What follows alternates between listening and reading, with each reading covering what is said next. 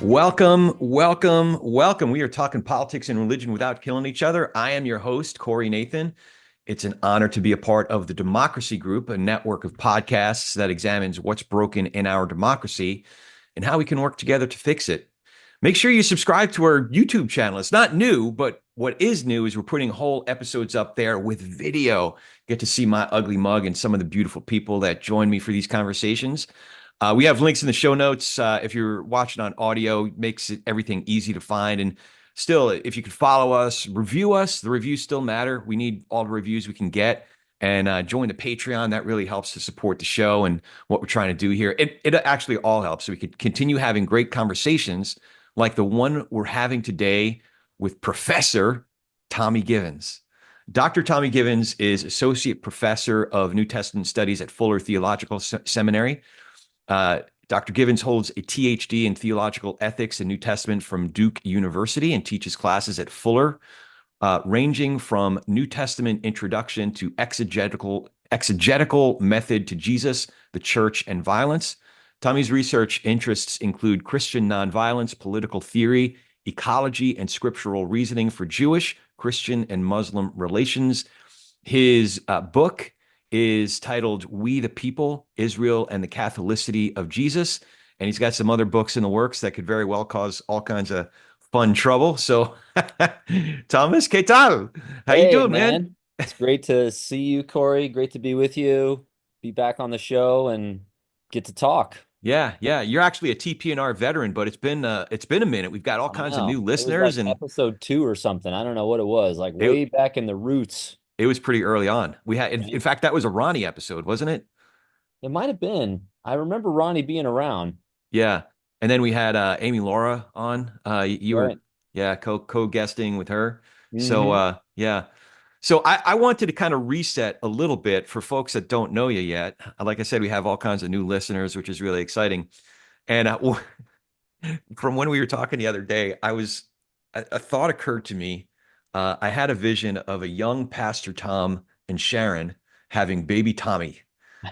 And I'm curious, what do you think your parents wanted you to believe about when you were a baby and they were having a vision for your life?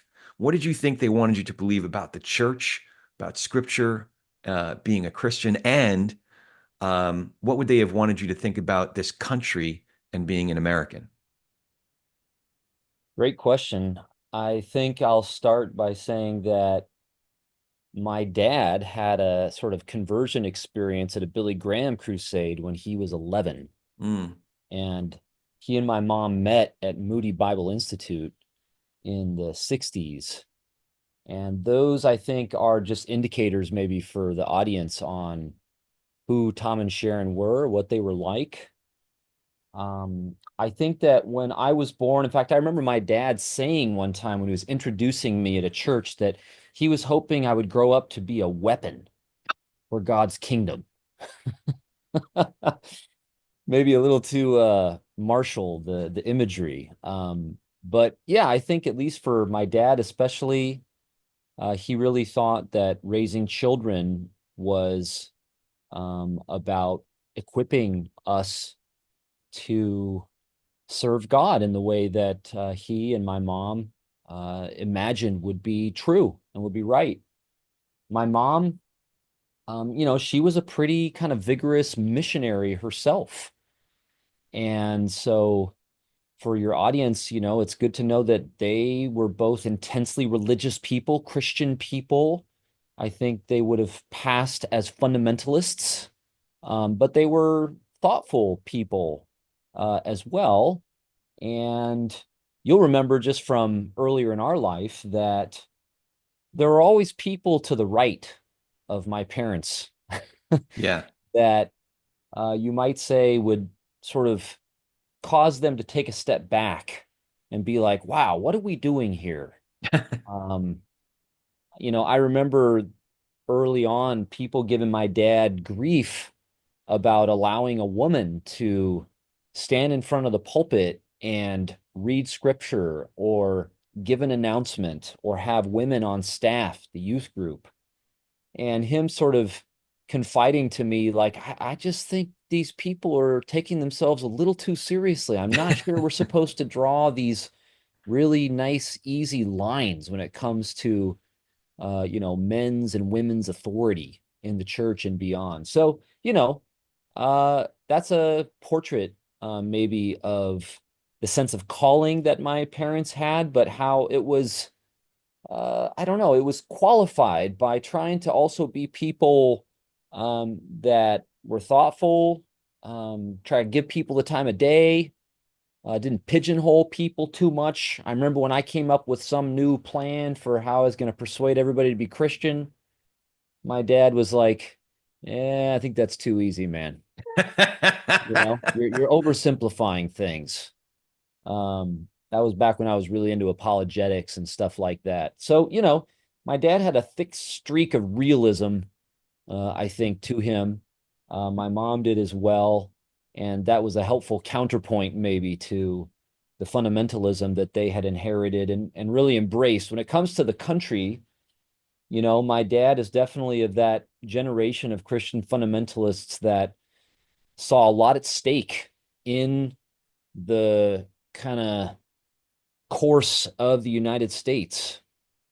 And I'm sure he would have been quick to pass along some of the cliches about distinguishing between politics on the one hand and what our commitment to Jesus means on the other. But in fact, those would always mingle. Mm. And my dad was, you know, uh, a product probably of the sort of moral majority in the 70s and the kind of block that created in the US political system. And so while he sometimes worried that was getting a little too hardened and not thoughtful, I think that was basically where he was aligned and probably hoped that me and my brother and my sister would be in terms of how we influenced political affairs. Yeah. Yeah. Now, are you the oldest or is your sister the oldest? My sister's the oldest, so I'm in the middle. Oh man, the middle child. That's right. So cue the psychoanalysis. Yeah. Now, I remember that you related some of the sorry. Yeah, I'm thinking of my middle kid and boy, that's the middle kid syndrome, man. I'm sure I got that. And by the way, as we're talking, I keep wanting to be careful about assuming too much for, people that don't know how much history you and I have, Mm. because you and I go way back. We go But way back. So I can share a little bit of that, and you probably experienced this maybe a little bit differently. I think you were back for a visit while you were based in Spain. You were a I was missionary in a Spain, you and missionary in Kim. Spain. It was Yep. about 8 years that you were there. And I think that weekend was the first time that we met. And it happened to be the weekend that your dad had me give my testimony Yeah. in front of the big old church. So for those who don't know, Grace Baptist is where I was a baby Christian. I was already in my late 20s. Had I turned 30 at that point? Um, I either way, it was very early. It was very early on. I remember it being Passover. Hmm. So I was sharing that testimony on the weekend of Passover, and I think you had given some music that weekend, and we went upstairs after church and to the Bible study. The what was it? It wasn't. We had another name for it. The um, breeders something. The What was class that? we were in, We gave it the a name of the nickname class where was we Young Marrieds at 7, young and married at 7. Yeah, we had that Bible study we were a part of. 7 Um, p.m. but I do remember because I'm the youngest in my family, so I always read the Fair Kasha, the 4 questions, one of which is why is this night different from all other nights? And that just occurred to me every time. Like yeah, I think there were 4 services at that time, so there was a couple thousand people that came over the course of a weekend. And every time I asked that question, it was because a Jew from Jersey is giving his testimony how he came to the Lord in front of Grace Baptist Church. Yeah, what was your recollection of the first time that we met? I do have that recollection. I mean, I remember meeting you, my dad introducing you to me because he was so excited about you. He just thought you were so cool and obviously uh, articulate about your own experience, especially in front of a big crowd. He was And warned against letting me speak in front of the church, though. probably, yeah. Well, eventually, he probably was warned about letting me speak in front of the church anymore too.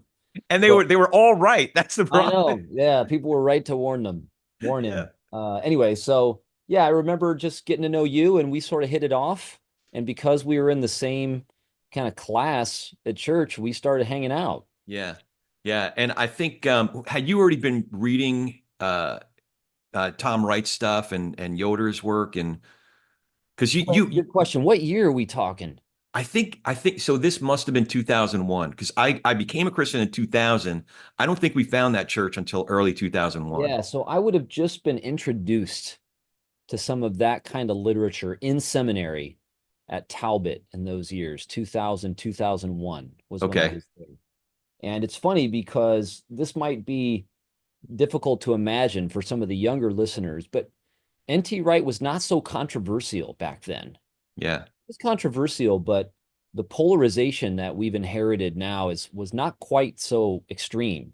And so NT Wright was super fair game at Talbot and a lot of, vigorous discussion, certainly some disagreement, but nothing shrill or alarmist or, kind of excommunicating people from the conversation or the canon. Like that wasn't the way he was treated. So I got a relatively, I would say, charitable introduction to him and similar Christian writers while I was in seminary. So I hadn't gotten into that much trouble though at church yet because I hadn't gone very far down those rabbit holes. So is your impression, some folks might not be familiar with N.T. Wright stuff. I've talked about it a great deal here when we've had the opportunity. Um, he's a brilliant historian. Specialty is first century Israel. Um, and he's also, is he a bishop with the Anglican Church? He was. I don't Okay. think that he's a bishop anymore, but he was the bishop, I think, of Durham. Okay. Yeah. And he, I do know that he was met with a great deal of resistance from the Masters College crowd or the Masters University crowd now. But that made sense to me because you just don't ask the kind of questions that Tom Wright was exploring, because you dare the possibility of arriving at answers you don't want to arrive at. Yeah, yeah.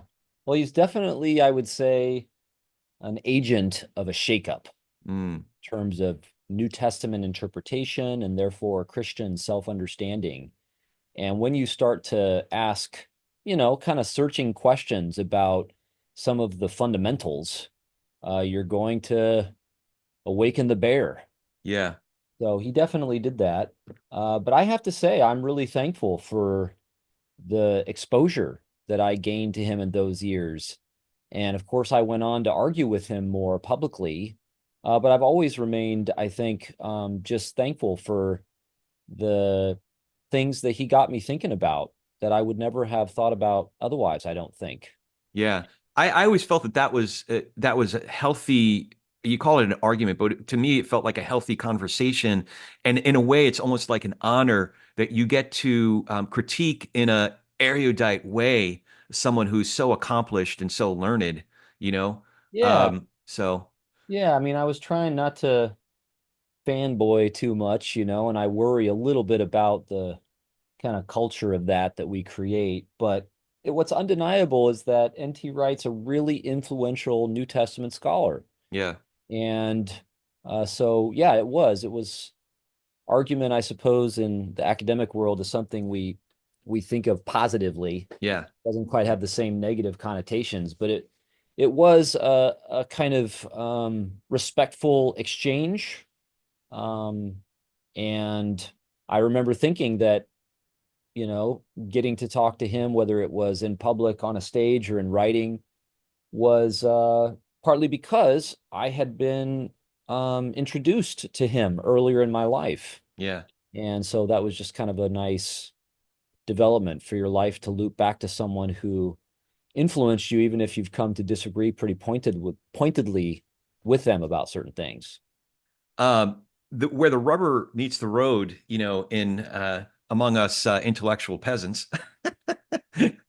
No, I do remember, in all seriousness, I do remember I was already getting the kinds of questions, especially after I gave those testimonies, where I'd be the token Jew at Grace Baptist Church. Yeah, So some of those questions would start in such a way that I really had to hold myself back from not punching somebody in the throat. yeah, yeah, Why do all you Jews fill in the blank? And like, yeah, oh yeah, man, really? Did you yeah. just really? But you really wanted to engage on a more meaningful way and on a relational way, and kind of put flesh on some of the questions that you had. And it was fortunate because I actually did. I wasn't like a token once a year Jew, or excuse me, a once a year Jew. Like, we went to an Orthodox synagogue. To this day, my father, wears a yarmulke. He goes to Chabad. He prays 3 times a day. So, and I grew up keeping kosher. So it was fruitful in that regard. The other part of your formative years that I'm curious about is, when did you start to question some of the prevailing orthodoxy of a church like Grace Baptist, or the larger community like I've described that we've both spent so much time in, the Master's College, or where John MacArthur cast such this huge shadow? Yeah. Well, I guess I've hinted at this a little bit with what I said about my dad. As much as my dad was a kind of persona of this stream of Christianity, he was a baseball umpire and a super down to earth guy, and worried a little bit, I think, about how a certain kind of frenzy would get out in front Mm, of what we actually know, and who we are, and how we relate to each other in the mundane things of life. So he probably planted some seeds in me to be a little distrustful of anything that gets to be too uniform and homogeneous and rah rah, we're on the right team. Um, but then, I moved outside of the US. I grew up obviously in a pretty diverse city and learned Spanish as I did because of the context in which I went to school and the sports teams that I was a part of. So I was really influenced by people coming from different places in the social fabric in those years, even though it wasn't really much about books or explicitly about how I would have made sense of the Christian faith. But then when I left for Spain, suddenly I'm a missionary and I find myself uh, a spokesperson for a certain form of Christianity that I'm out there disseminating and inviting people to uh, sort of alter their lives around. And that was forcing me to clarify for myself why I was doing what I was doing, what I was telling people Christianity is. And I got to tell you, man, that induced a crisis for me because outside of the bubble in which I had grown up, the kind of pat answers that we had and the way that we conveniently avoided certain questions, those were just no longer possible. So when I would, find myself answering questions about basic things about what the gospel is, or what it means to be church, or what Christianity is about, to people in Spain who had lived generationally a very different experience, I found my own words to be unconvincing. yeah, I would yeah. just listen to myself going, really? Is this is this what I think Christianity is? So that's what really set me off. So I started reading voraciously in those years, both theology and all kinds of other literature, and just mingling with people from a wide array of experiences. And that's what got me asking much more searching and, frankly, fundamental questions about Christianity, the Bible, how that relates to politics. The answers that I had inherited to that point proved woefully and painfully inadequate. It's you have me really reflecting on not how I first came to be compelled by Jesus, this Yeshua ben Yosef as Messiah, but what I was training in order to make a ready defense for the hope that's within me, right? It wasn't how I came to the Lord, to use a phrase, but it I was training in it because I knew that I'd be in these hard conversations, like with my dad, and I needed to have a ready defense, right? So I was Yeah. training in McDowell, like Josh McDowell, or some of the other popular apologists, the Ravi Zacharias, obviously. But when I went to the first short-term trip that we went to in Spain, there were some really wonderful folks on that trip, and You did a lot of strolling. a lot of strolling, baby. So now in my adult life, I've come to really embrace the stroll, a good stroll. So, but yeah, There's a but backstory that the audience doesn't know about this, how utterly frustrated you were by the extent to which your fellow travelers wanted to spend their time strolling. oh man, we're from New York, man. We don't do stroll like that's just not a pace that we go at, man. So, but it occurred to me, um, really nice people, but the mindset was kind of like we had what I'll refer to as KPIs, key performance indicators, or salespeople would have quotas, like how many did you get for Jesus, And I'm like, are we just like taking inventory here, checking some boxes? Like, what are we doing? Yeah, And I was not convinced that that's how real evangelism happened. That's how real, welcoming people like is one conversation for any human being enough to actually help folks understand what we are inviting them into. you know, like I yeah, just that's when I started really questioning. But it yeah, sounds like that had been happening for a number of years for you. yeah. I mean, I think so. Um, but I guess I would say when I first went to Spain as a missionary, I did think that my job was to persuade people to become like me. Hmm. And there wasn't enough in there about who I was or the need that I think um, our faith gives us to question ourselves, to not assume that what we're supposed to be doing is reproducing ourselves, certainly not mass producing ourselves, but actually questioning ourselves. And then when it comes to relating to other people, really trying to get to know them and relate to them in all of their complexity and beauty and brokenness, and not to sort of reduce the wonder of another person or a community to so many people that I want to try to bring into my fold or something. Yeah. So I just felt over time that my mentality was cheapening my way of relating to other people, cheapening them and cheapening myself. And so I eventually sort of gave up on that approach to thinking that my calling was to simply get other people to believe what I believe or to become like me. And I increasingly found myself wanting to just try to join life with neighbors, dealing with the difficulties they were dealing with, and just learn to love sharing life with each other. So that was a change of mentality, I think, that happened while I was in Spain. And it was certainly fed by a lot of the stuff that I was reading and the friends that I was making and just how I think I was sort of developing as a person. But when I came back to then study, I got to be honest with you, man, I had no interest in apologetics. I just didn't see why I would want to invest in that. I was much more interested in studying the basic questions. Hmm. What is the gospel actually? What does it mean to be church?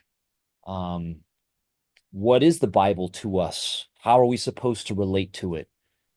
So rather than thinking I had all that stuff figured out and I was going to persuade other people to think about that stuff, what I do, I was much more driven to take up those questions as my own because they were my own. And I was really asking, in some ways, how I could go on being Christian, Mm. because there were a lot of ways in which I had been Christian that I could tell were just not sustainable. I couldn't, I just couldn't stomach it. What were some of those ways? Well, I've alluded to some of them. Just a mentality that, you know, we in the church kind of have something figured out about the world, and our mode of relating to others is either reinforcing our sense of certainty about what we think we've figured out or trying to get other people to see it the way that we do. I And will I will own up to this. I hadn't thought about this for a while, but yeah, for the first decade plus that I was a Christian, I thought that the way to go about it was to convince those around me that we got something figured out that you don't. yeah, And I make more money than a lot of people, and my kids are better behaved than your kids. And he's the captain of the soccer team, and she's got straight A's, and we got it all figured out. yeah, yeah. And it's, I mean, I tell you, man, it's corrosive. It is. You learn what that Partly does. because a lot of that's bullshit. That's definitely why. But it's then you're like trying to sustain this lie about yourself Yeah. and feeling the pressure to keep that up. And eventually, I think people break under Yeah. that sort of pressure. And So, we've certainly seen that up oh close, man, we've man. seen it among Tragic. friends, and I think I've felt measures of it, myself as a father, Yeah. kind of the myth of family that I absorbed, and then trying to reckon with the family that I have, the children that I have, the marriage that I have, those things that don't conform to some ideal or romance that I thought was some kind of test case for what Christianity gives people.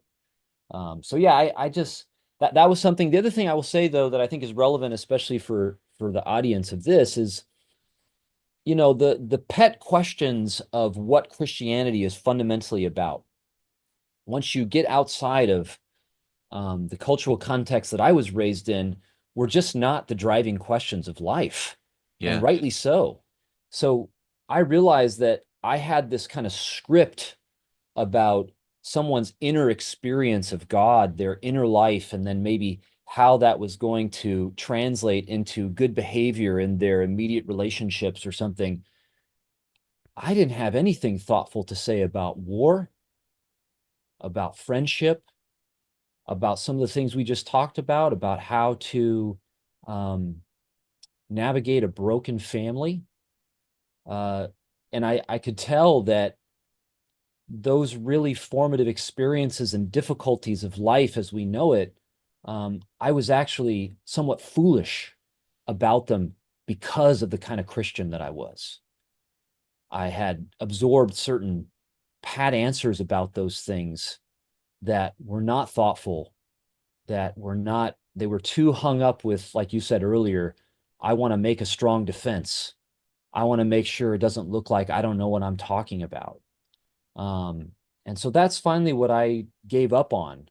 And that, of course, made me want to think much more about, okay, um, as a Christian, how do I want to make sense of war? And the Iraq War was happening in those Right. early years when I was in Spain, and viewing that from a different place, right? Sort of outside the media bubble of the US, certainly in a different media bubble, but that was forcing me to reassess and even see differently where I came from, what um, foreign wars are about, those kinds of things. So you can imagine how that got me into trouble Oh quick yeah. once we started questioning some of those things that I think, understandably, people have a lot at stake in maintaining a certain uniformity about. So remind me about that now infamous weekend that you were guest teaching. You came back again. I think it was, I don't think the Iraq War had started, but there was definitely the build up to it. And you were It teaching had on started. It Romans. was it was 2004. Okay, so we were So the already in Iraq War Iraq. had been going, yeah, for a while. So I'll tell you what, sitting in, I had begun asking questions at that time too, because I had seen, so, okay, so we were already getting ramped up to the 2004 election. And I had seen that some of the things that some of the guys that we studied with in that Sunday school class were prioritizing issues that were at odds with some of the things that were screaming out to me directly from Scripture. So I remember sitting in that weekend service when you teached on Romans, and I don't think you mentioned current events. You didn't mention any politicians. You didn't mention Iraq, but you were Yeah. reading a lot from Scripture. I'm like, oh yeah, baby, here we go. But Yeah, what I didn't yeah, expect though was you got a lot of, well, you got so much flack that you were kind of disinvited from ever teaching there again, your dad's church. yeah. I didn't So, teach there again until it was my dad's funeral. man, Yeah. wow. Uh, So remind me and for listeners, what were you teaching on again? What passages of Romans? yeah, there were, I remember, I think there were three passages that I used for the sermon, all from Romans 1, 4, and 8, Okay. chapters 1, 4, and 8. And the title of the sermon was What is the Gospel? So this kind of goes back to what we were saying earlier, right? Like rather than thinking myself that, oh, I've got the gospel figured out and what I need to do is to go disseminate it and get people to believe it, where I was at, and in some ways I'm still at today, Yeah. is living with the question of what the gospel is, rather than assuming that there's some formula or formulaic answer for that that's adequate. So I preached a sermon on what the gospel is, and my vague recollection of the sermon is that I was trying to communicate to people what I was learning as the really immense scope of what the gospel is about. That it's not just about, or even primarily about, your private relationship with Jesus or the fate of your soul after you die. That it is about uh, the sort of shape of the entire world, what it means to be human. It's about how we relate to one another, especially across hostile differences that we've inherited over generations. And there's a lot of things that are in that sermon, if it ever came to light, that I'm sure I would regret. Um, but that was what I was trying to do. And so I did say that, if we don't take into account the scope of the gospel's concern, then when it comes to war, we won't ask the hard questions about what being Christian requires of us in the face of geopolitical conflict, um, and that sort of thing. So I hinted, I didn't name any specific war, but I hinted pretty clearly that I think the gospel calls us to a certain kind of political life or sensibility in the way that we share power with people and negotiate conflict.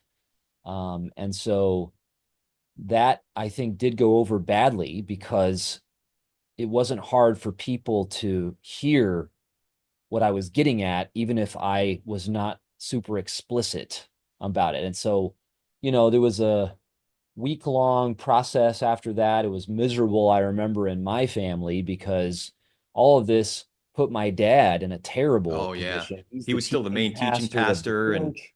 on the Here elder his son board is, and yeah. home from the mission field, launching this sermon that, you know, uh, is going over very badly with a good deal of the congregation. It was a really strong backlash.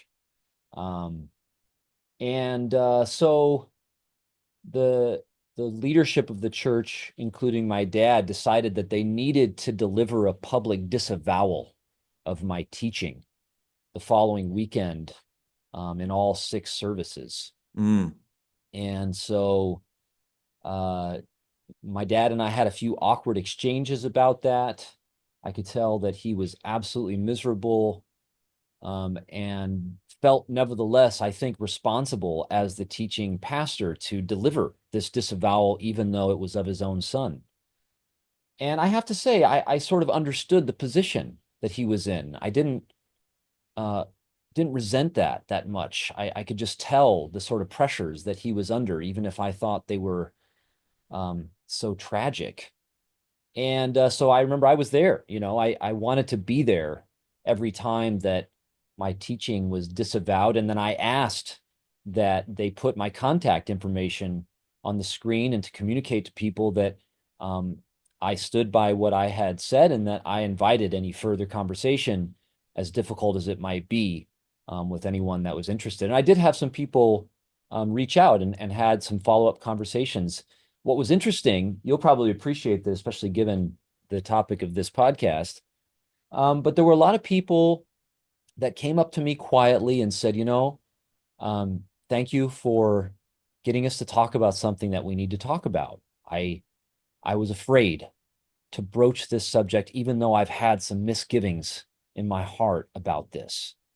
And so as homogenized, as in lockstep and partisan as this particular very large evangelical church might have seemed, in fact, it was full of very diverse people who were negotiating all kinds of tensions. And in some ways, the public discourse and all the things that church was sort of committed to made it difficult for them to feel at liberty to share with someone, maybe even a loved one or a spouse, when something wasn't quite sitting right with them, even if they didn't have an alternative. Right. So that's kind of what went down, and we could get deeper into it because there's all kinds of crazy father-son issues there Oh, and yeah. church politics issues there. I think the Democratic National Convention had just concluded. So you can imagine a church like that, people were pretty up in arms about what they had been hearing in kind of the mainstream media in the immediate wake of the Democratic National Convention.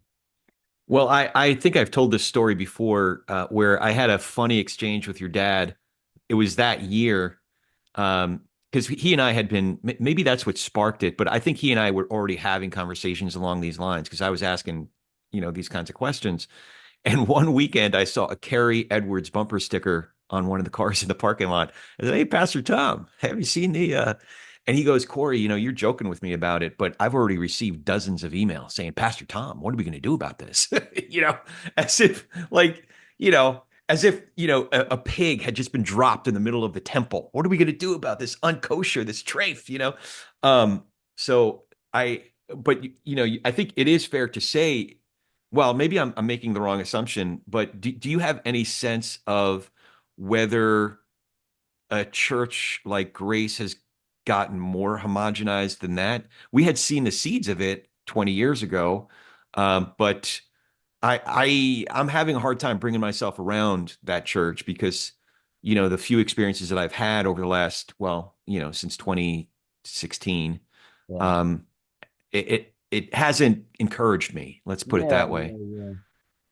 Well, I know you and I have talked about this before. I think all of us have to kind of make our own judgment about what we are ready to face and absorb in our places where we live. I don't think I have any, insider enough knowledge to be able to say what has happened with Grace specifically in the years since. I mean, Has anybody in specific reached out to you, some of our old pals from that church? um, I have had one meal with one of our old pals from that church all these years since. I still run into Mike Gaston, who actually visits our church Oh, now, that's right. Yeah, which because is his great. one of his kids His is going daughter there. and son-in-law come to our Yeah. church. So every once in a while I cross paths with somebody, but um, I don't really have a sense, of what life is like inside the church. I will say, I teach at a seminary now, and so I've taught thousands of students over the last 15 years here at Fuller, and before that, I was teaching some at Duke, just as an instructor. And there is a tendency, I think, in a lot of our churches that, and this is part of what I think you're rightly trying to combat, to really play to the base, Yeah. to make church something that reinforces the partisan divides and the polarization that is now, I think, partly a byproduct of our media culture. And so I would be surprised if Grace had not experienced that the same way so many other churches have. And I think that would be a shame, even though it's very common, because we actually need to share the table with each other across differences and to not have all of our conversations kind of queued up for us with the usual talking points. This is why I'm so thankful for things like youth sports or public schools, Yeah. or coffee shops, or a place like the brewery that I like to go to that has like family game night. So, we're actually finding ways to mingle our lives with each other that are not so scripted and programmed that we're going to fall into the usual ruts and not be able to see each other, which I think is just a tragedy. So I hope that churches, and if you're listening to this, that you could have some kind of vision for a way of gathering across differences that encourages us to really communicate patiently with each other and to try to see one another more truthfully than we're apt to do in our time. Well, you've spent the last couple of decades teaching our future pastors, our future missionaries, our future theologians. I'm curious what kinds of conversations you've been having with your students, both leading up to and subsequent to this election. Yeah, it's a good question. I mean, Fuller is an interesting place to teach because a great number of our students do come from the US, but also a large number of our students come from around the world. And everybody is conscious of the US national election in a way that in some ways seems a little disturbing, that they would know about what's happening in like Maricopa County, even though they're living in Hong Kong or something. Yeah. Uh, but that's important for your audience to know that my students really do come from all over the place, both within the US and, overseas. The kinds of questions, though, that I think a lot of students are asking me, asking one another in classes that I've had, I think they have to do with what are we going to do with some of the Christian kind of commitments that we have that seem to be so empty.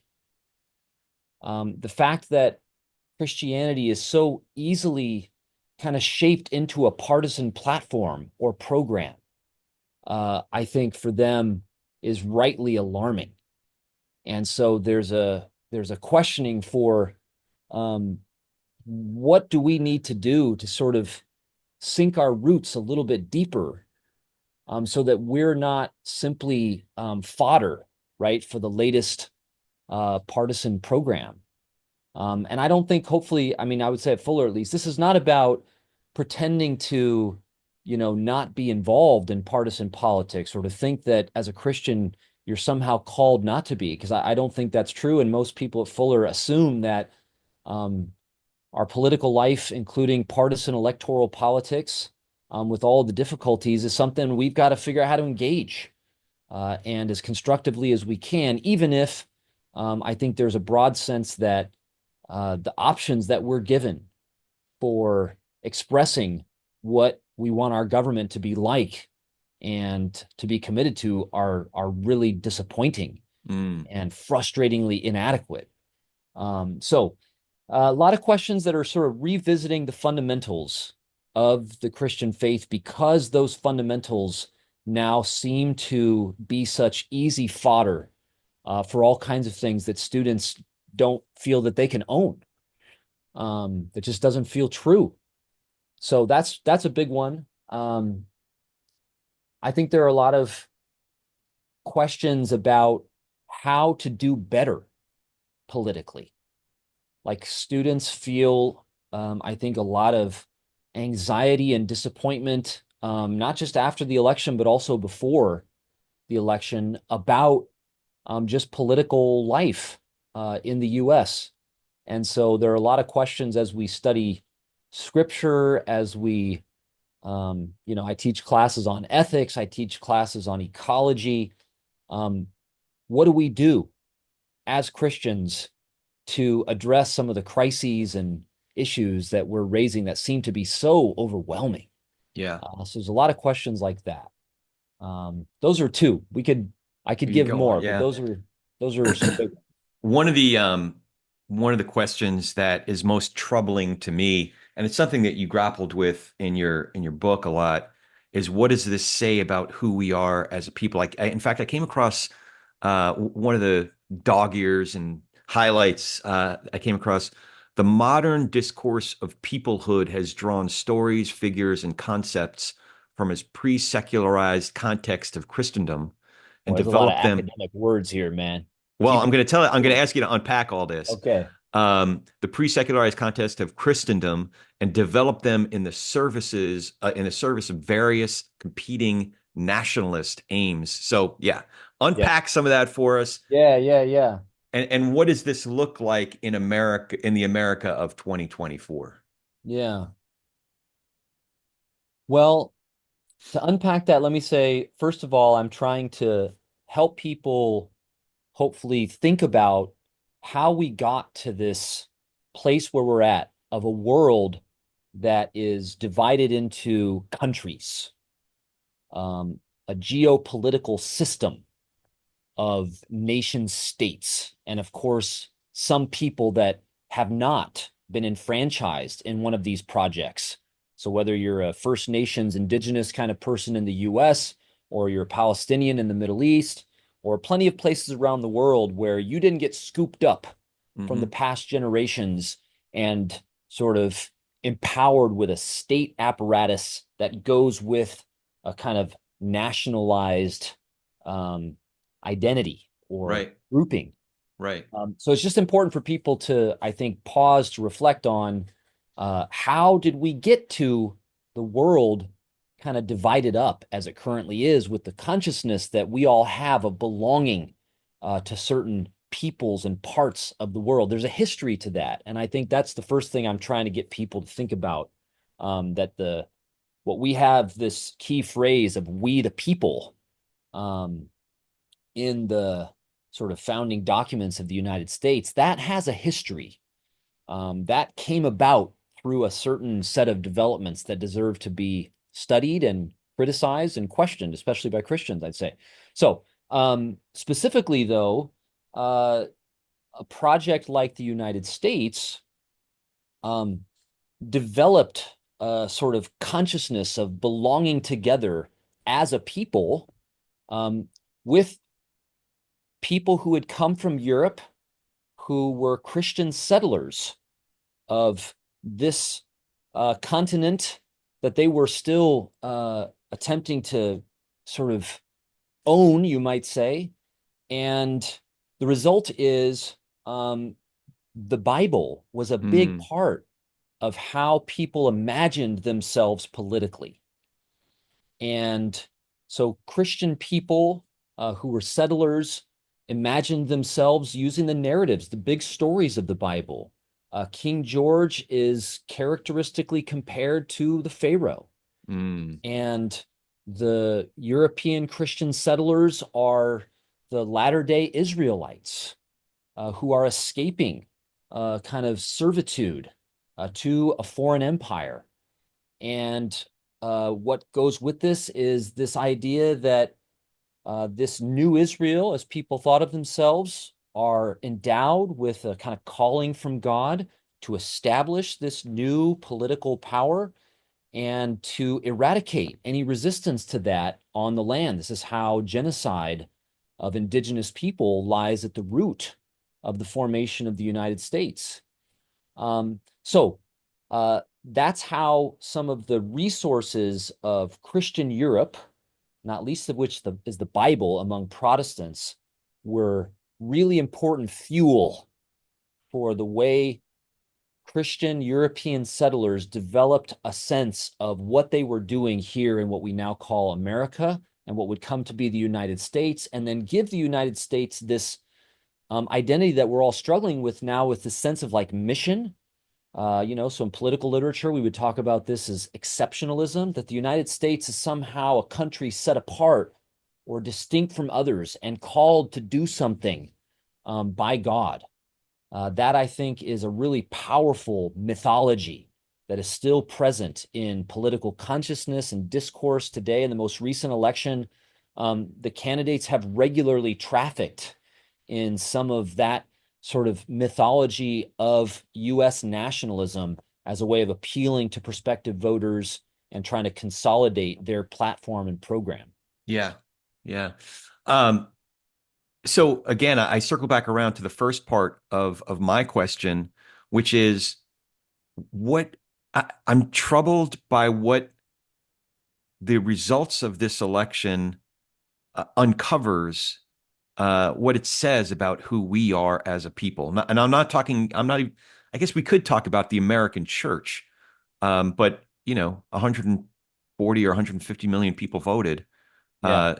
So that's what I was taken aback most by. I thought that, I thought it'd be close, but some of the most important decisions, some of the most important, amendments of the Constitution passed with razor thin margins. I thought we'd figure it out, even if it was Yeah. a razor thin margin. Yeah. So that's what that perhaps whether you want to talk about it as, Christians in America or Yeah. America as a whole. Well, I guess one way of saying it is I don't think that Christianity, as we have inherited it, actually has much of its own sort of political vision. Uh, what we might think of as what we're called to be as a community that's part of a wider society and having to negotiate, differences and share a political order. And because of that, I think it makes Christians really across the spectrum. So this is not just, right-wing Christians, but very vulnerable to the temptations of thinking that what's really good for Christianity is for us to be able to claim the structures of power of a country like the US, and that this is somehow what Christians are called to do. And we should use Christian numerical power, economic power to enforce, maybe by the force of law, what we hold to be right, and to really give up on any prospect of no, we've got to figure out how to share our place in our society with other people who don't come to the table necessarily with the same commitments we do, and trying to build a society by coercively imposing upon them our will, which we might say it comes from the Bible or comes from God, is not a way of making peace. It's a recipe for warfare, Mm. whether that's civil or international. So I think that's part of what we've inherited, is just a kind of poor vision of what the Christian calling involves when it comes to public life and sharing public life with other people who are not Christian.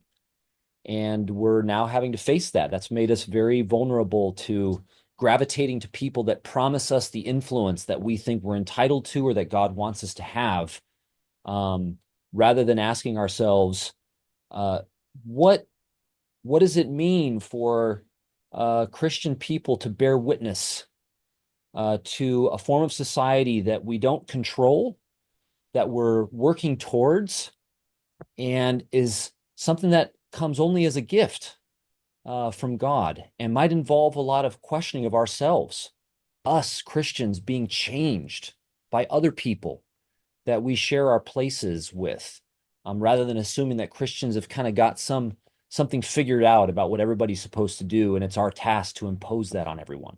Mm. Um, my friend Lisa Sharon Harper, if I haven't introduced you to her, I think you'd be really enamored with a lot of her work. She reminded, we were talking, was it yesterday? I think it was yesterday. And she exhorted me, and she said, Corey, the Christianity of Jesus is not the same as the Christianity of Constantine. I might not be getting all the terms right, but uh, I'm curious if we. So I've been thinking a lot about that, and she gave me new vocabulary to think it through. How do you think American Christianity is more, if you allow those distinctions, how is American Christianity more a reflection of the Christianity of Constantine? And um, so, one, am I being fair? If I frame it that way, is that fair? And two, if so, how hard is it to access the Christianity of Jesus through the Christianity of Constantine? Yeah, it's a fair question. I don't think the terms are unfair. As long as we remember that there will be all kinds of differences, right, between an emperor like Constantine and the Roman imperial structure on the one hand, and the powers of a modern state like the United States on the other. So just allowing for those differences there, I think, is a genuine comparison between this sense that Christianity is somehow advanced by having it in the halls of power. This is something that you find fourth century Christians and later celebrating about Constantine. And you find that today among Christians in the United States, thinking that what is best for both Christianity and the world is for Christians to have the reins of modern state power. And I just happen to think that that's fundamentally wrong for all kinds of reasons. One of which is Christians are not necessarily good people. Uh, and the assumption I feel like that we make that is the case um, is really arrogant. So I think we've got to be honest that using Christianity as a way of defining what's good for public life or positions of power is itself a mistake because Christianity is not reliable. Oh man, that's a Um, that's a big claim right there. yeah, well, I just think that we're kidding ourselves if we pretend otherwise. Christianity has produced veritable horrors across the history of the Christian movement. And we would all like to jump very quickly, right, to define ourselves as somehow distinct from the Christians that perpetrated the horrors that have come down to us and are still happening today. Um, but I don't think that any of those lines actually holds up cleanly at all. Hmm. I mean, we could talk about orthodoxy, and the flag of orthodoxy has flown over some of the worst atrocities committed by Christians across the history of what Christianity is. And so I think we have to own that. And here's, if you don't mind, I'll make an evangelical pivot to the Bible. I think this is something that's very important to learn from the Bible, is that we don't hide from subsequent generations or ourselves the terrible mistakes that we make, that we have made in the past.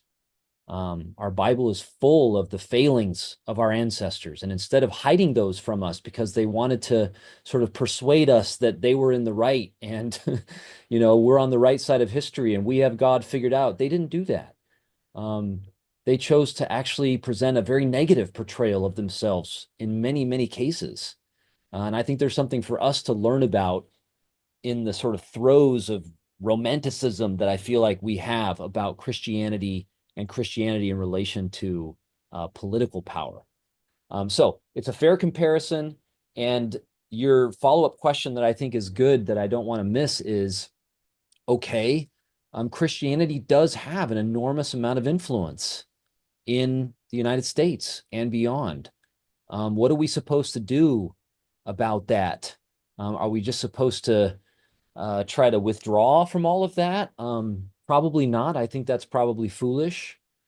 But I hope that if if being Christian is always about examining ourselves rather than just trying to multiply or propagate ourselves, then the way that we find ourselves holding power, I hope, is always engaged in that kind of self-examination, which is going to involve open negotiation with other people who are not like us, who are Hmm. not Christian, and opening ourselves to their criticism and their scrutiny, and allowing that kind of dynamic to characterize how we hold power, how maybe we cede power. Um, and then I think maybe we have a chance of navigating the structures of the state in a way that doesn't further just aggravate some of our sins. Mm. I want to ask a couple of questions to kind of bring this here today. Um, a lot of folks are experiencing great elation because of what happened last Tuesday. A lot of folks are experiencing they're going through various stages of grief.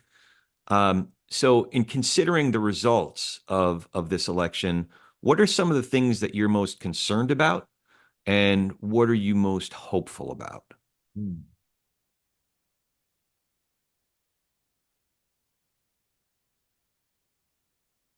So I think one thing I'm really concerned about is the temptation to react to this election by simply hardening who we have already become Mm, and thinking that what we're supposed to do is simply celebrate something that we've achieved, or um, more to my own political persuasions, to think that we're supposed to double down on the base mm, and try to win next time. I don't think we should settle for that kind of hostility. So I hope that I guess that's what I fear. That's something I okay. really fear. I mean, I do fear, if I'm honest, Corey, um, for whether or not I have a hard time talking about the United States as a democracy because of how awash it is with mammon. A lot of money coursing through state politics in the U.S.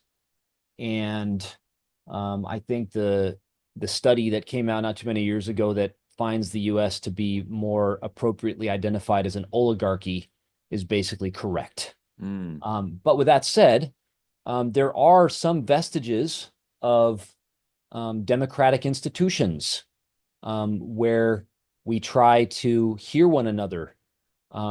We embrace a kind of pluralism. We uh, we respect how people are represented, you might say, in a process, and try to honor those processes that we are participating in. So I do worry about an erosion of certain democratic practices or institutions that are deemed by some of us to be so many barriers to the kind of dominance or society that they think is their aim. So I hope that we will collectively agree that democratic institutions are valuable and are worth investing in, rather than giving up on because we think that without them, we're actually going to get our way. mm. So that's something I worry about. Um, One other thing that I want to say that I worry about before it's hard for me to move to hope. You can tell I'm lingering on the grief here. Um, I really think myself, I worry about the way that electoral politics and the media and money that are involved in them um, are shaping the way Christians live as well as the way the wider society lives. Um, I as I sat there in the voting, I voted by mail, but watching social media, people sort of describing who they were and why they were voting for this candidate or that candidate, it frightened me to think that people's lives in all of their beauty and complexity and brokenness are having to be reduced to the terms of this candidate against that candidate, of this partisan platform against that partisan platform. Um, and so I worry, I fear the ongoing sort of erosion of our ability to see one another and to be our full selves to each other if everything has to be mediated when it comes to the distribution of power by our electoral options and processes. Mm, Um, so I hope that we will work towards a political culture that still has elections. I do hope we keep having elections. Um, but there's a lot of things that have to happen between elections that are not just about sort of strengthening the base. It's about, if you're a Christian or if you're a Jew or if you're a lot of other kinds of people, it's about loving the people you share your place with and all of their diversity, which means taking their lives and their needs seriously and trying to figure out ways to share our places in a way that honors one another. That to me is something Christians have got to be invested in.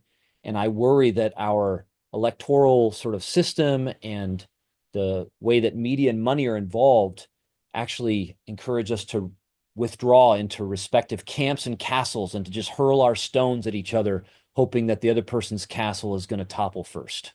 Yeah. So I worry about that. Hope. Um,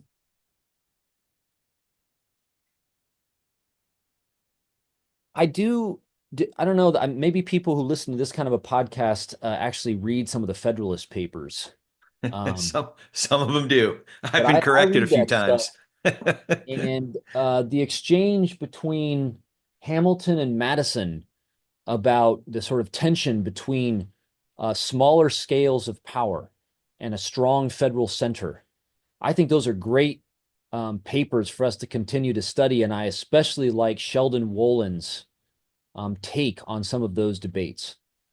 But obviously, we have a lot of obsession right now with a strong federal national center. We've all been caught up in a presidential election, and we're thinking about the Senate, and we're thinking about the House. Um, and I think that, those structures are not going away anytime soon. We have to take them seriously.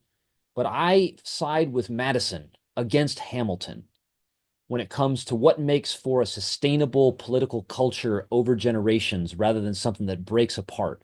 And that is a lot of regional and local concentration of political debate, negotiation, and power.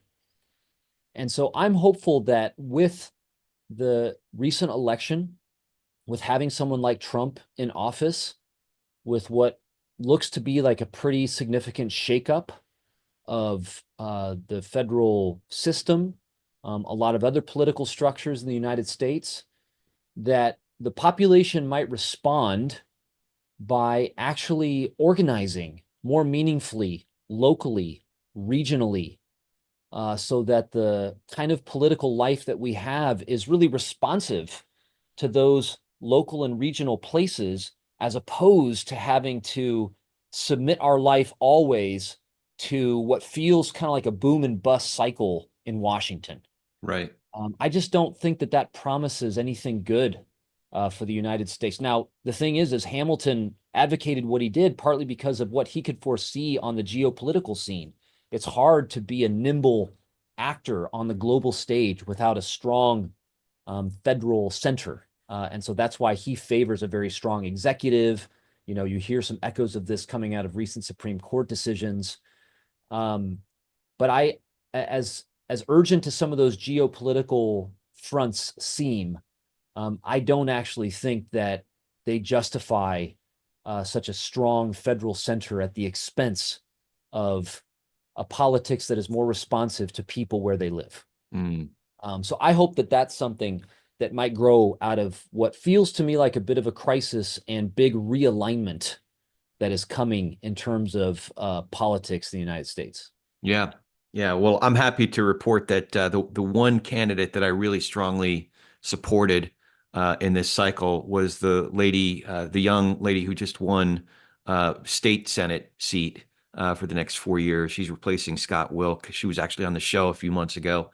And she just announced this morning that her opponent conceded, and so that aside, I'm going to have you sort of answer some of your concerns with what Okay. we call the TP&R question, and that Okay. is, what do you think each of us can do to be able to share space with, have better conversations with, perhaps even nurture relationships with people across our differences? So that includes people who have different backgrounds and beliefs than we do, who get their news from different sources than we do. How can we do better at talking politics and religion without killing each other? Or is it even possible? It is possible. And I I am a big fan of James Baldwin, and one of his mantras that I've been living with, not just this election cycle, but for many years now, is that there are two things that I refuse to give into: hatred and despair. I feel tempted to have you give a James Baldwin impression as you say that, with the cigarette and I wouldn't dare that. Um, the... but I say that in this connection because I think we have to believe that what you just described is possible. Yeah. We owe it.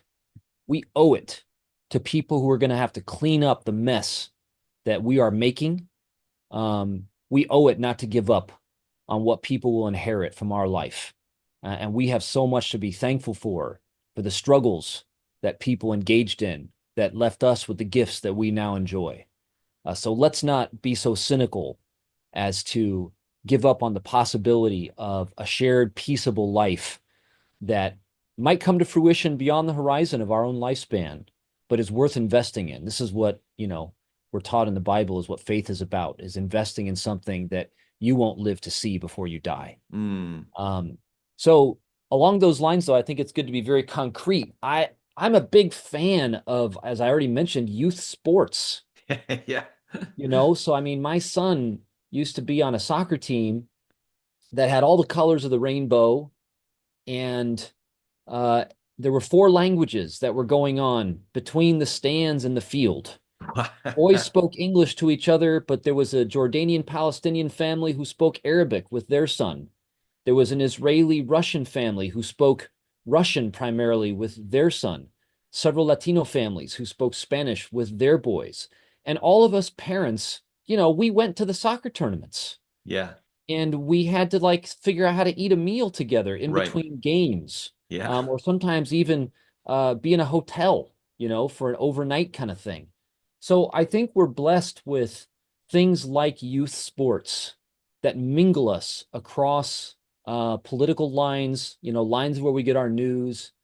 And I guess I would urge the audience to lean in to those gifts that we still have, and to not settle for only easy conversation in those spaces, but to build on the rapport that we have in those spaces when our children's lives are mingled with each other and depend on one another, to build on that rapport, to try to broach topics that are maybe a little toxic, really volatile, and see if we can just get to know the other person. And of course, to be hopefully more driven by curiosity than contempt. Love it. Yeah. I So was that's thinking. one. I mean, Yeah. I can think of a lot of others. I do think that it's important to eat together, man.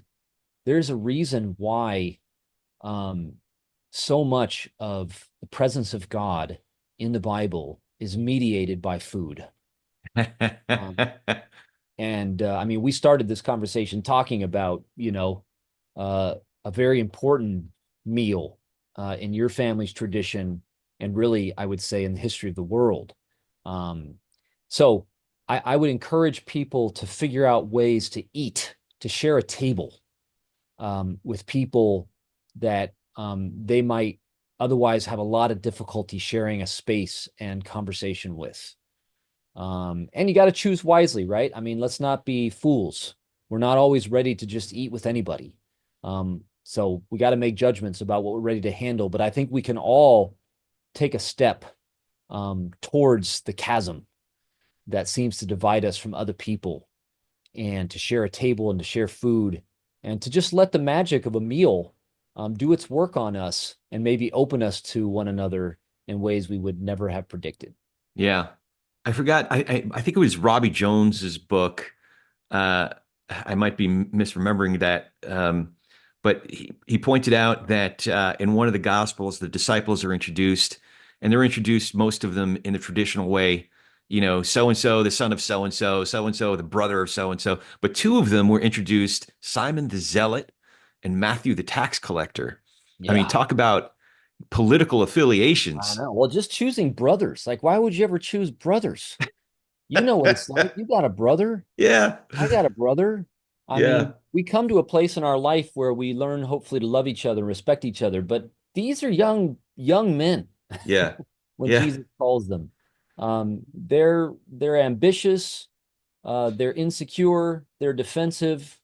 They're all the things that we often are when we're 16, 18, 20 years old. Yeah. That's when Jesus calls them to follow him. And you can just tell our gospel stories, they're just like all the stories of the law and the prophets.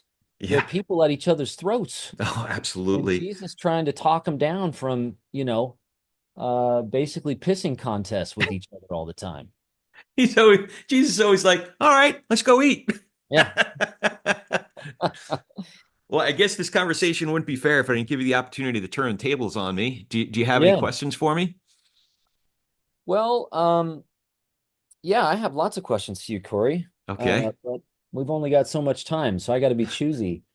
I think one of the ones that's top of my mind is given the media culture that we now have.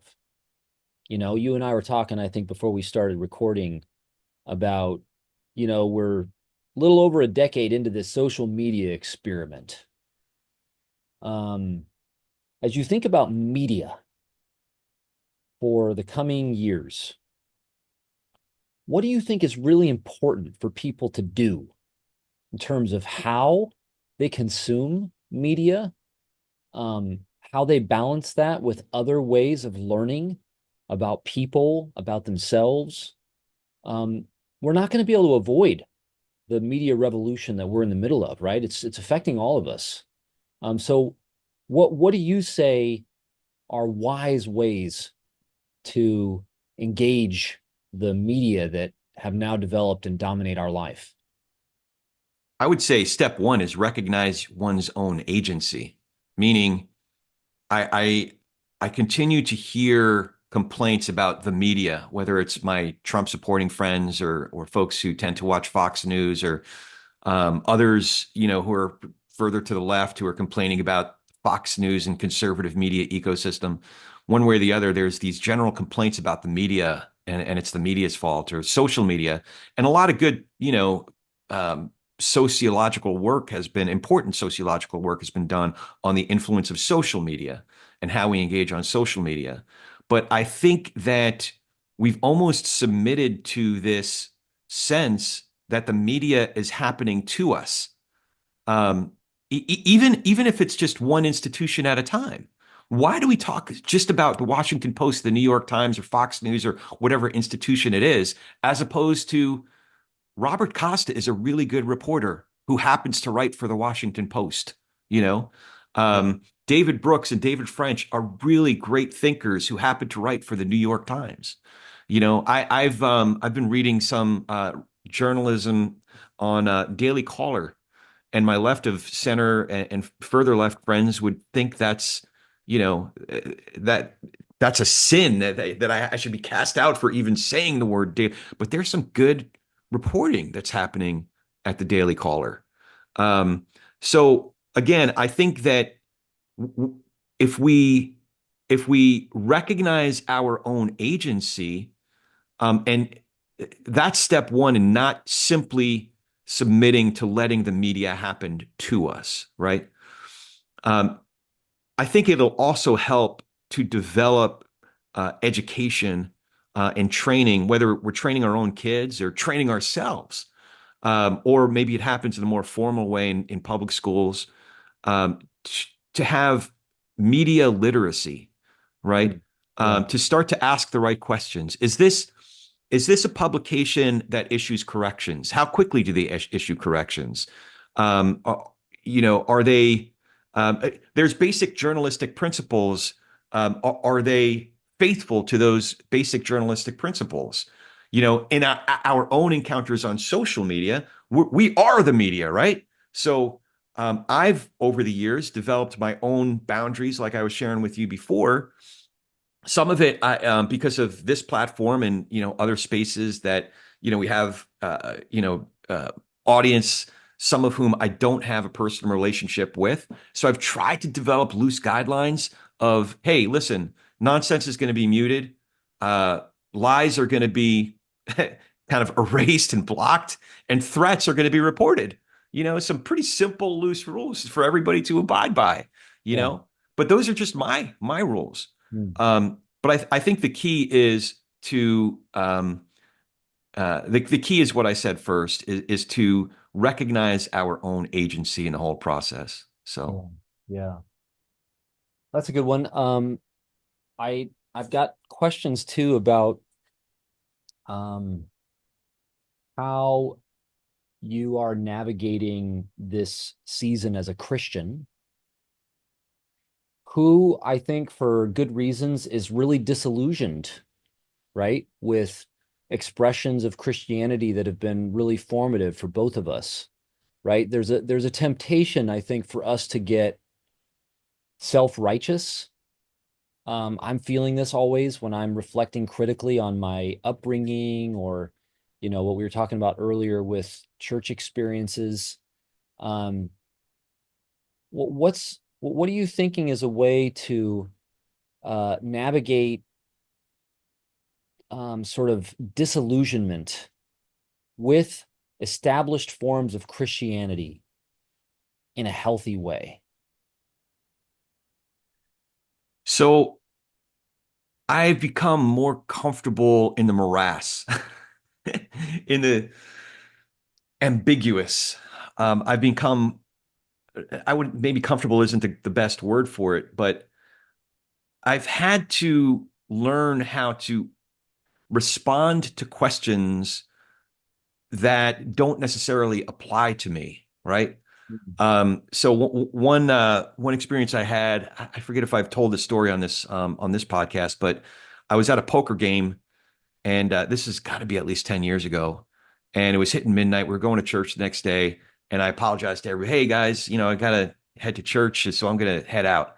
As soon as I said the word church, this lady next to me, oh, it must have been less than 10 years ago because Trump was already on the scene. She said, "Why do all you people?"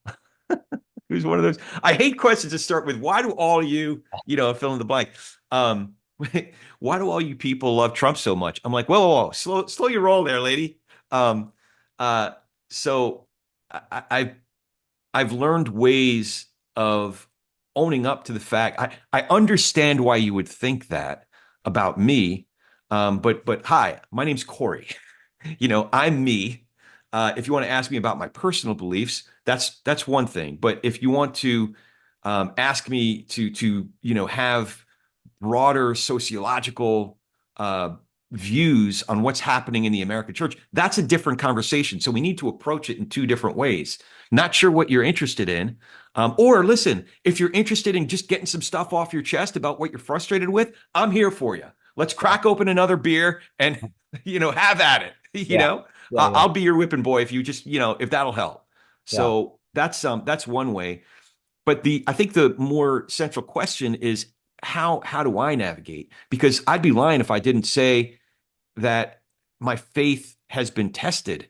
You know, I look around and you know, and, and I see what a lot of folks who are calling themselves Christians are acting like, and I can't like, is that is who they are what I believe? But what keeps on bringing me back is I read the Bible every day, you know, and I'm kind of working my way through prophets right now. I can't wait to get back into the Gospels, getting close, and I think I'll actually read. I have it on my shelf, Tom Wright's translations. So I think I'll read that version this time I get to it. But man, when I get that to that Devar Torah that starts in Matthew 5, that I can't shake that, right? So as much as I am I have these terrible bouts of ambivalence when I come across, you know, some dude who might call himself a Christian, but he's primarily just an asshole. you know, I keep on coming back to Jesus. I keep on coming back to Yeshua ben Yosef and the historically transcendent, brilliant teaching that he gave. So I can't shake that. yeah, So yeah. maybe I mean, that's my compass. It kind of guides me through that morass that I referred to before. I don't know if you have time for another question, but before you do, one thing I just wanted to add to what you're Yeah. saying is I feel like a lot of us respond to this disillusionment. And you haven't said this, but feel like I need to say it at this connection, um, by sort of trying to distinguish ourselves from the Christians that are being demonized for whatever reason. I know Fuller has done that. Like what it means to be evangelical is sort of up for grabs these days. Yeah.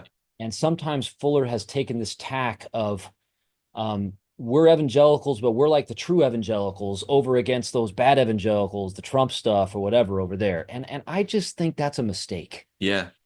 I think this is going to be different for different people, right? But we've got to I've got to own, the hand that I've had institutionally, socially over generations in producing certain things that now I might find off-putting, disgusting, maybe even terrifying, rather than, reacting to that stuff because of maybe the shame or disgust that it arouses in me, just trying to totally separate myself from it as if I had nothing to do with it and I could claim to be something separate and better.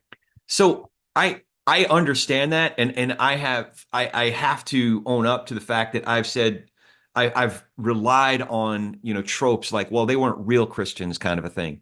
Yeah, yeah, But I will say over the last few years, I'm not sure where I'm going to land on this, but because I still think about it a great deal. But there were other contexts, not necessarily Christian context, where I would walk into a room or walk into a group conversation where the only data point that mattered was the shade of my skin and my gender.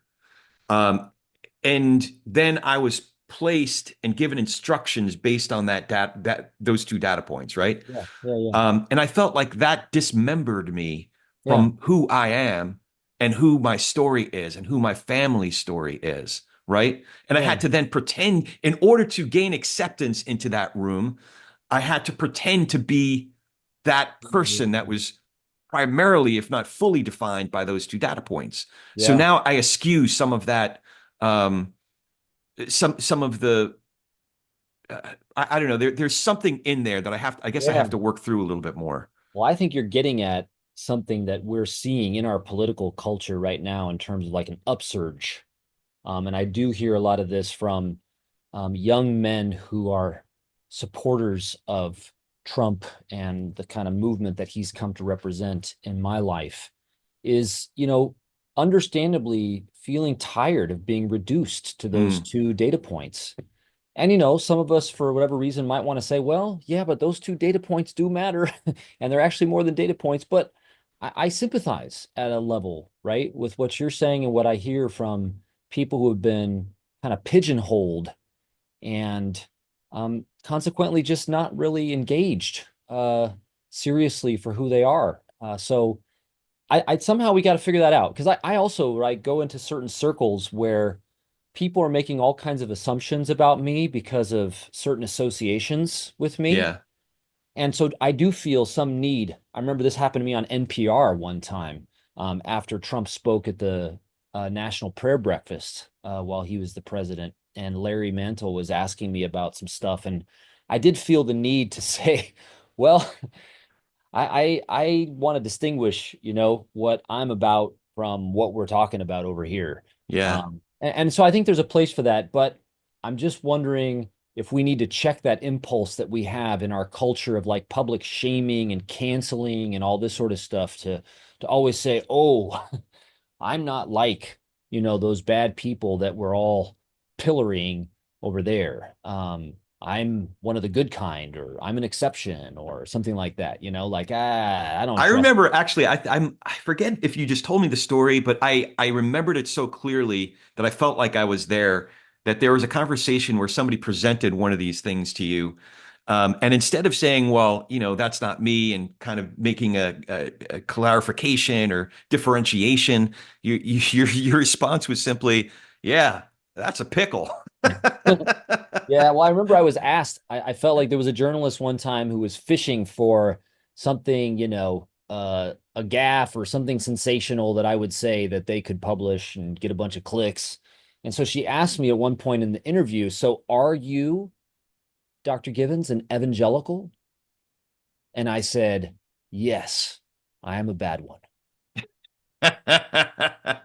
That's I don't know great. if that was a good answer, right? But the point is, like, I'm trying to find different ways forward. That's not about trying to launder who I am and what I'm associated with, because there's a lot of stuff we got to face about that. Yeah. And at the same time, there are ways in which we don't want to just be perceived as a cog in a big machine.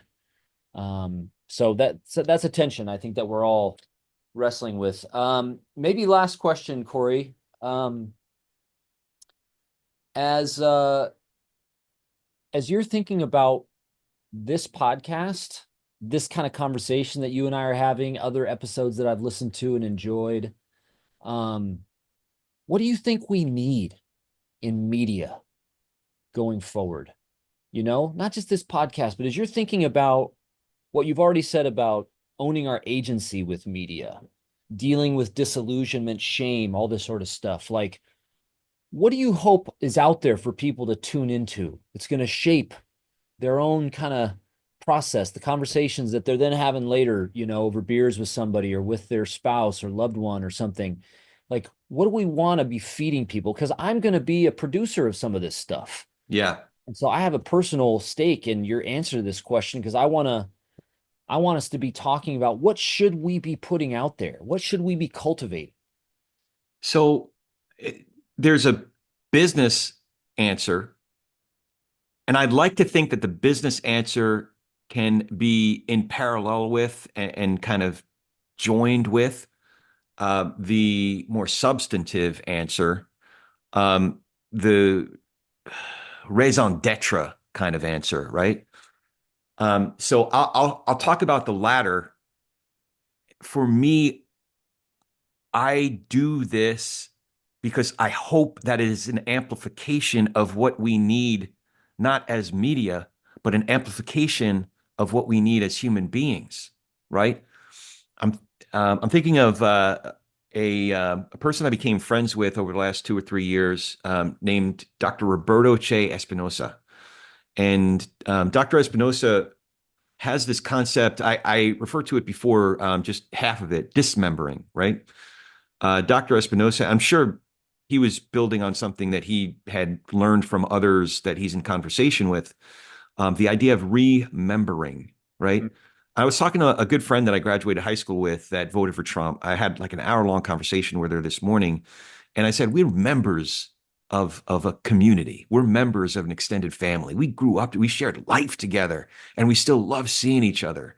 A whole bunch of us. There were several dozen of us that got together this last June, and we all, some of them were Trump supporters, some of them are, strong Kamala supporters, and, everywhere in between.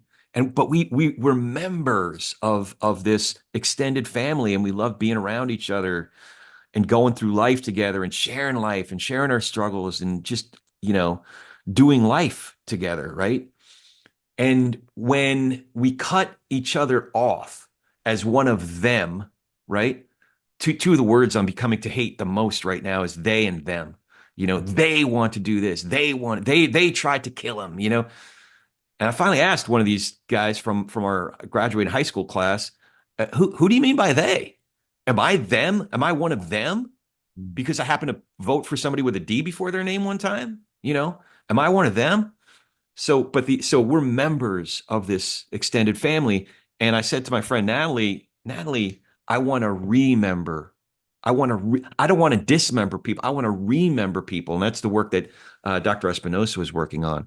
So the work of remembering people, not based on one data point like who they voted for, but to understand their story, their humanity, what got them to the point where they pulled a lever for or filled in a box for one candidate or the other.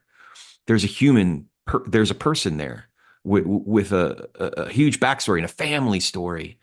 So that's the process of remembering. That's what I'm hoping to do with these conversations.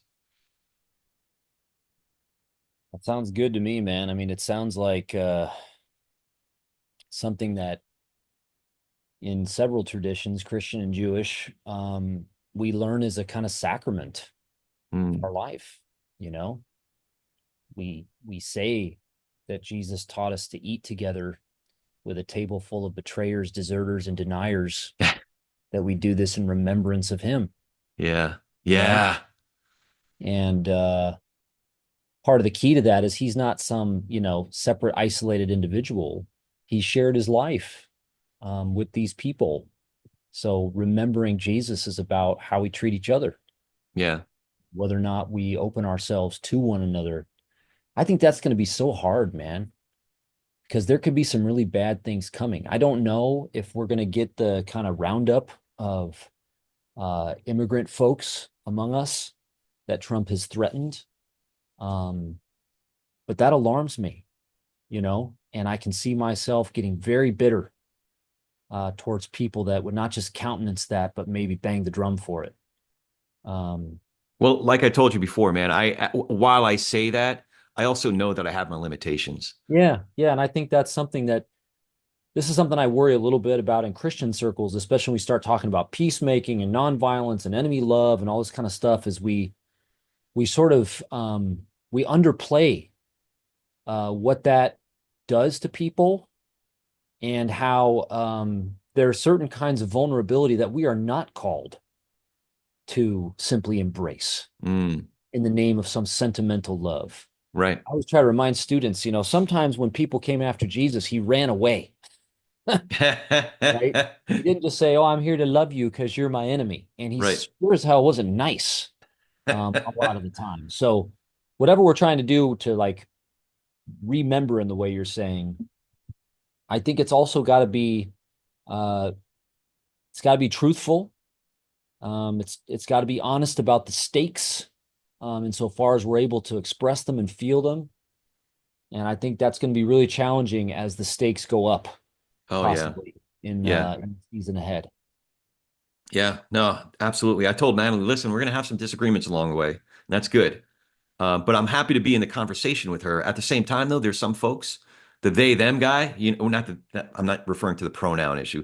Although for him, the pronouns is a big issue, Yeah, yeah, yeah. But for a guy who's who's really opposed to using pronouns, he sure uses they them a lot. So I have no interest in. Well, it's not that I have no interest. It's just that I'm not going to be a good Christian when I engage with that dude.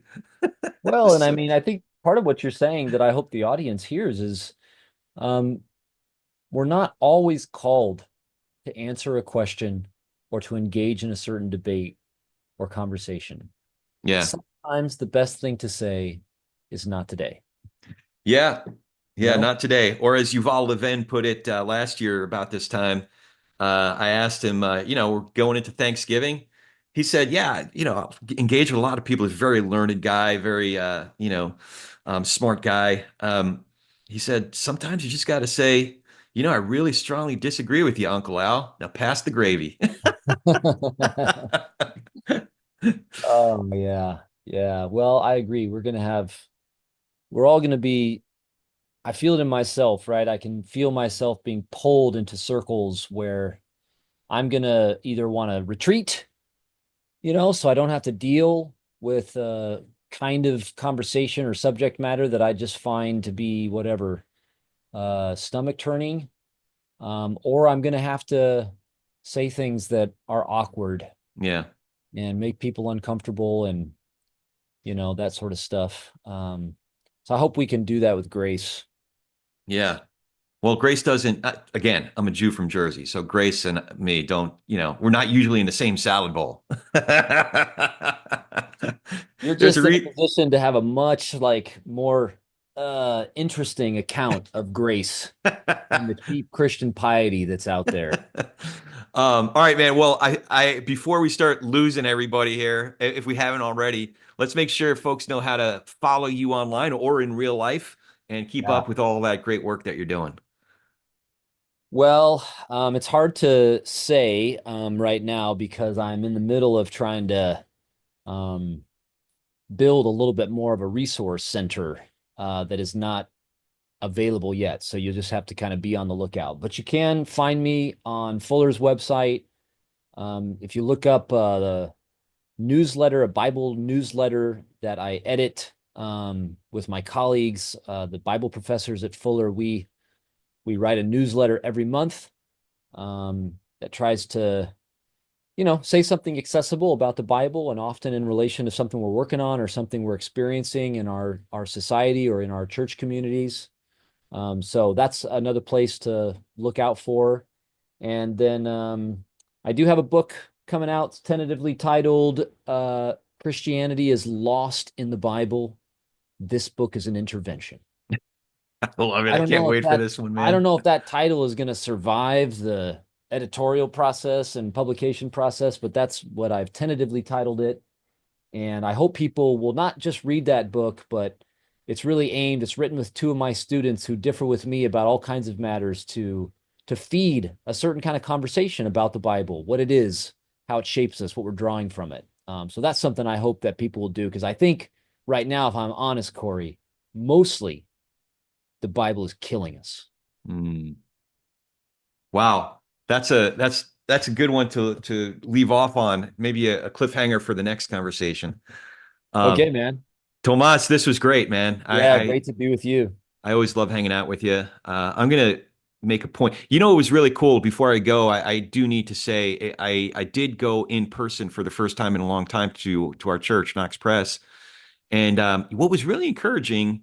I don't know if it's always been this way. I've always seen it to be a multi-generational church, but when I looked around, it looked a lot more like those old commercials from the Benetton commercials. It looked a lot more like a reflection of, of all of our people, Yeah. So that was Yeah, really I think that's encouraging. it's funny that you say that, because I would say that one way to feed the diversity of the community is to be intergenerational, to not forget where you come from. Yeah. That kind of diversity feeds the other kind. Yeah. It's Yeah. when we forget where we come from, you know? I mean, this being a Jew, the first command that comes with a promise is to honor your parents. And societies that forget where they come from and don't honor previous generations, which, by the way, includes criticizing them, I think those are societies that in time they dissolve, they self-destruct. Yeah. Yeah. Um, Thanks again for doing this, Tommy. This You is bet, man. great hanging out with Anytime. you. And Yep. as always, if you dig what we're doing here, remember to follow the show and write that review. I beg you, write the review. Apple doesn't recognize me unless we get a certain amount of reviews. So I do like, and I'm competitive, so I like the scoreboard a little bit. I like seeing those numbers go up. But also, you can watch a conversation if you aren't already on YouTube. Support us on Patreon. It's youtube.com/at politics and religion, or patreon.com/politics and religion. Check them all out. Subscribe. We got some TPNR swag now, so get some of that. Your support really does help, and it makes a difference. So thank you for all of it. Now go talk some politics and religion with gentleness and respect to the degree that you can. And have a great week.